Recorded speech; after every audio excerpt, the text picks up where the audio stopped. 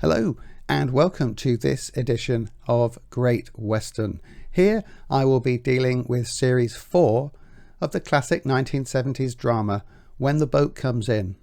Now, if this is all new to you, please be sure to check out my previous video on this subject where I cover Series 1 to 3. And if you're all caught up with that, then let's get in to Series 4. Now, I've given Series 4 its own section because it's a very different show from the other three series. Firstly, it was made and delivered later.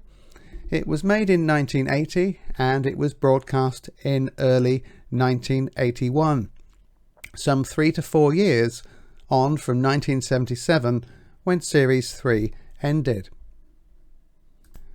Could it be that writer James Mitchell had run out of ideas? Well, I think that's unlikely. Perhaps more likely it is that the fluid world of actors meant that scheduling was very difficult and people were not available at the right time. Whatever the reasons, Series 4 is often a very disorientating watch, although the show remains immensely enjoyable. Why is the show such a shock? Well, it's fairly simple. We do not see the Setons. We do not see Bill, Bella, Tom. We don't see Tom's second wife, Dolly, either. It is explained that they have left Gallowshield and have transformed from working class to middle class, and that Bill votes Conservative, presumably to protect his newfound and very hard worked for riches. And in terms of the show's dynamic, not seeing the Setons in their kitchen means that a crucial set of reference points is gone. We don't see Horatio Manners either, nor the Duke of Bedlington.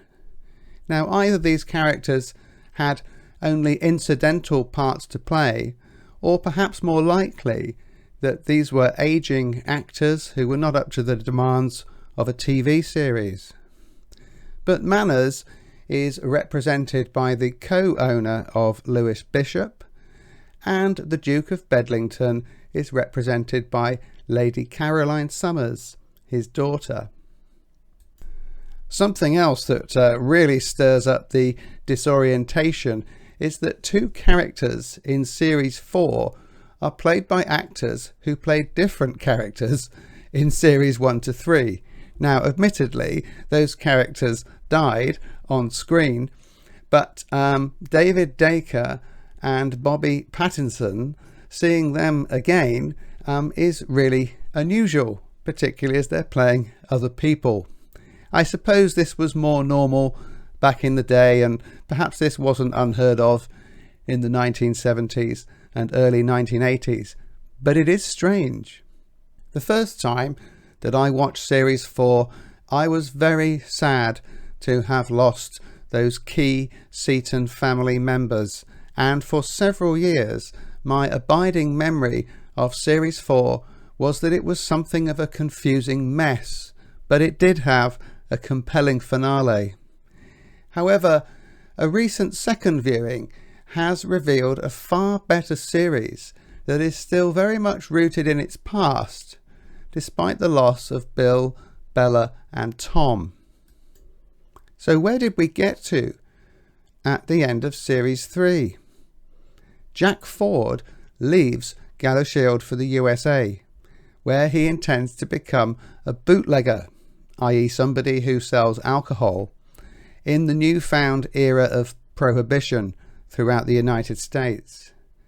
Now, we don't see any of this, although at the start of Series 4 we do meet a couple of the characters from that time. As we go into Episode 1 and Episode 2 of Series 4, we are in for a terrible shock.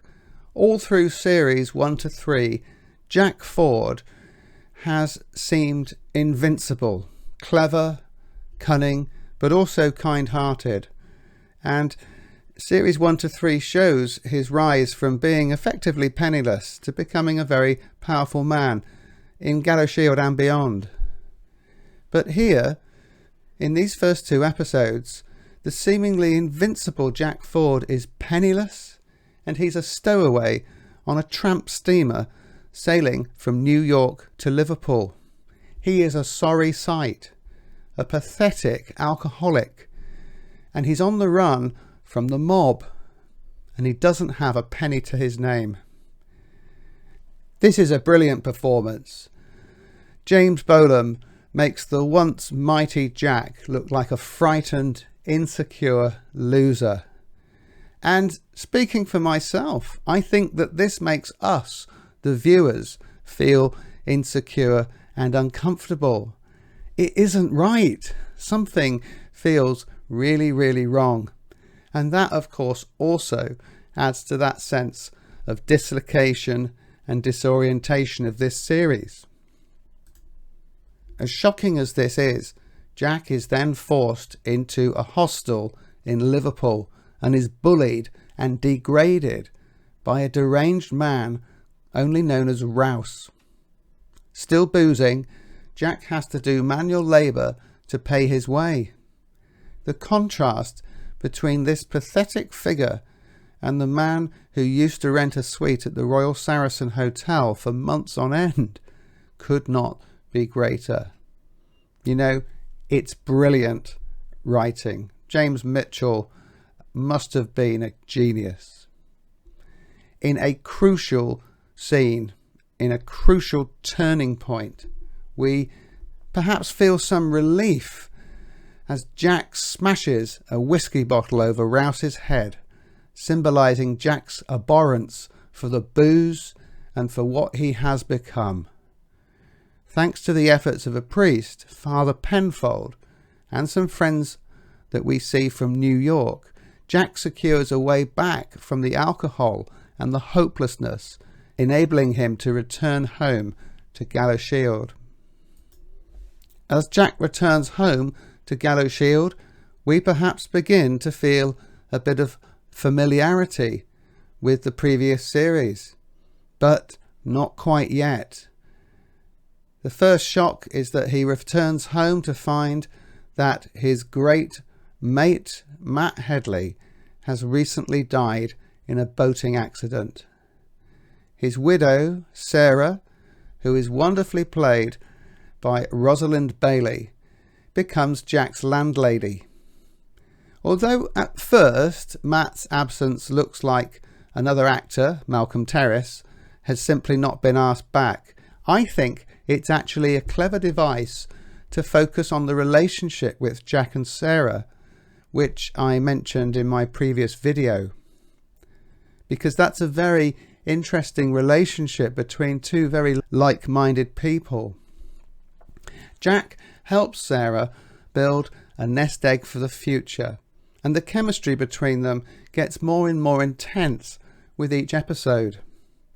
A romantic relationship is never suggested, but their interactions are compelling viewing, and there is surely some unresolved sexual tension. However, Sarah finally gets engaged to ageing Labour Party stalwart Stan Liddell.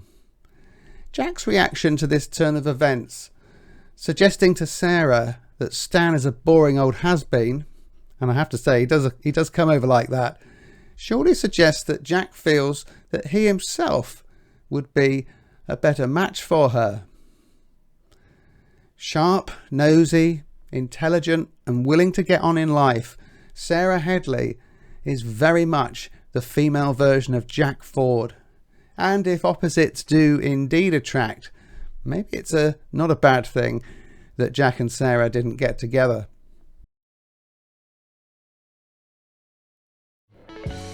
Thank you so much for watching Great Western.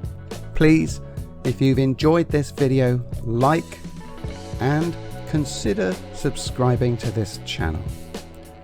Your likes and subscription will encourage me and help build this brand and open up more of my insights into the world of music, television, tech and more. Thank you for watching.